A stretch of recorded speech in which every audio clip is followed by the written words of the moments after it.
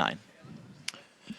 Thank you very much, Freak. And fresh off their second win of the day, we want to welcome Cloud9's Balls and Hi to the desk. Gentlemen, congratulations again on the second win of the day.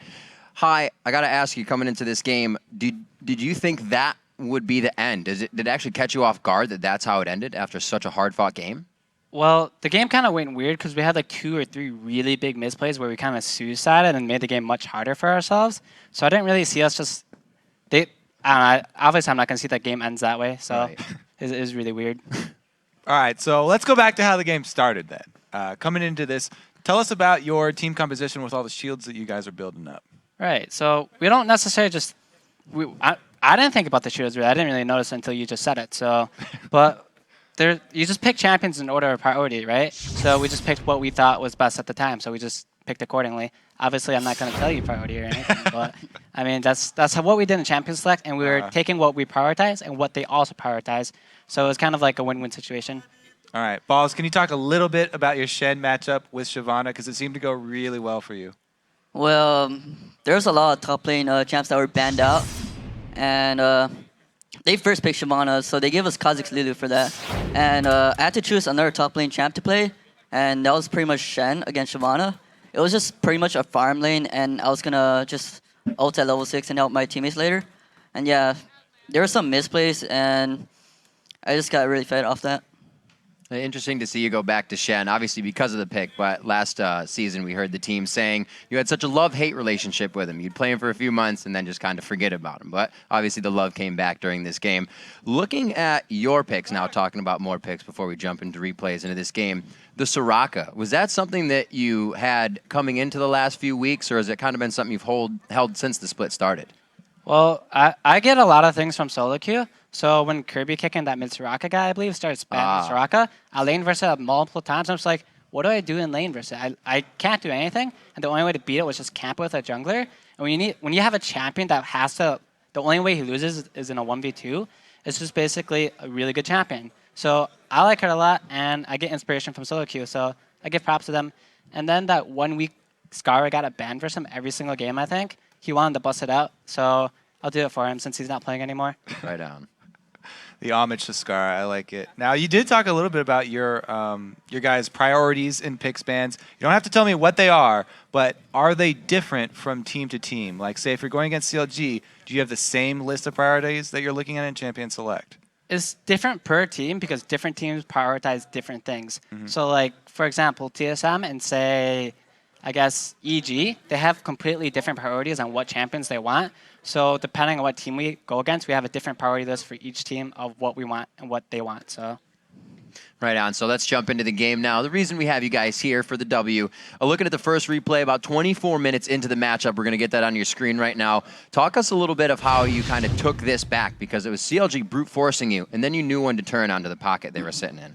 Okay, so they're trying super hard to force down this turret here, which isn't necessarily a bad idea, but they're in a bad position. Me and Kaz come in from the side, and Doublelift is too far up right now. He has to be the one to hit the turret, though, because he's the AD carry, but that puts him in a bad spot, and we basically get both our frontline champions to jump on him. Balls gets in, gets the taunt, and they're all in a bad spot right now.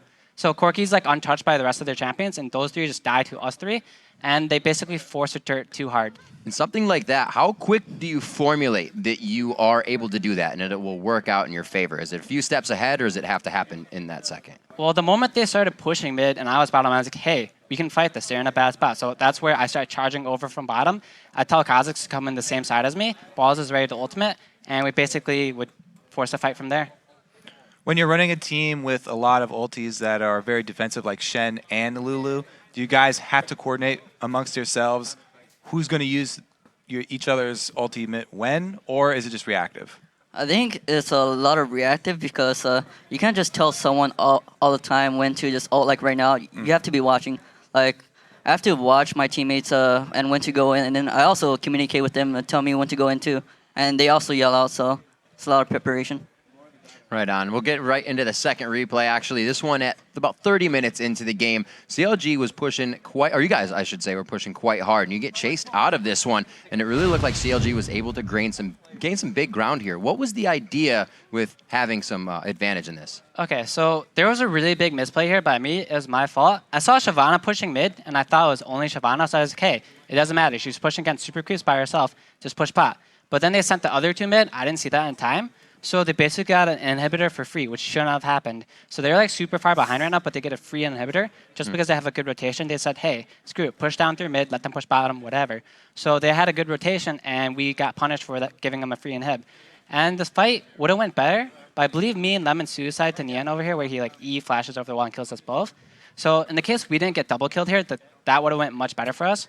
But the fact that Nian played that well and killed us kind of made that a giant advantage for them. Even though we got more kills, they got a free inhibitor when they shouldn't have. And you guys say, obviously, you don't communicate that where mistakes were made, but how do you quickly just kind of get back from a scratch like that on the play? Well, when you're in a game, you never hindsight something. So like if someone does a stupid dive, you do not call that guy out. You don't say anything bad. You make a bad play, whatever. Just move on from it. That's the pass. So when that happened, we was like, all right, whatever. Moving on. What's the next thing we do? What's next? Just make plans for ahead. Very strong play, obviously, coming out. That win is huge for you guys, but obviously you look forward to tomorrow. Team Solo Mid, one of the teams you scrim against more than not. What are you guys feeling coming into this game, Balls? Well, pretty much just a farm lane, top lane for me. not much new, I guess. But it's going to be like overall solid play that we have to make. And Hi? Well, laning against Bjergsen, all that guy wants to do is win his lane. That's his sole goal in the entire game. He wants to win his lane. He's going to try and kill you, and he's going to try and carry. The last time we played against each other, I think I was Zed versus a Blanc. It didn't necessarily go in his favor, but it didn't go in my favor either. So this time around, hopefully either I can kill him or just not let him play his way. So Last week, TSM didn't seem to be performing as usual, a little bit weak, even though they were coming out with wins. Have you guys scrimmed them maybe since then? And do they still look a little bit weak? Do you guys think you have a good chance at this, or do they look back in form? we haven't scrimmed any team that we played during Super Week. So the three teams that we don't play, we've been scrimming them. We've been scrimming LMQ. So obviously we're not going to scrim TSM, CLG, XCG, and Coast just because we play them this weekend. So I have no idea what they've been doing.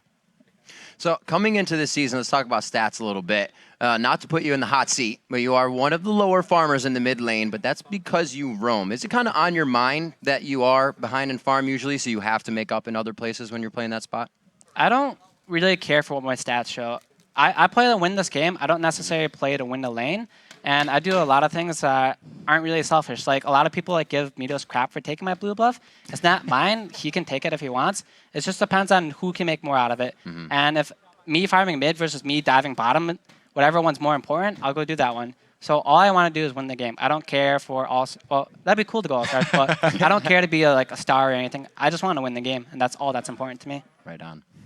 And Balls in the top lane. What's it kind of feel to be headhunted as the one that's always going to beat that guy in top lane? Even Dyrus is saying 80% of the time you're the one to come out on top. What's that kind of do playing on your mind in a game?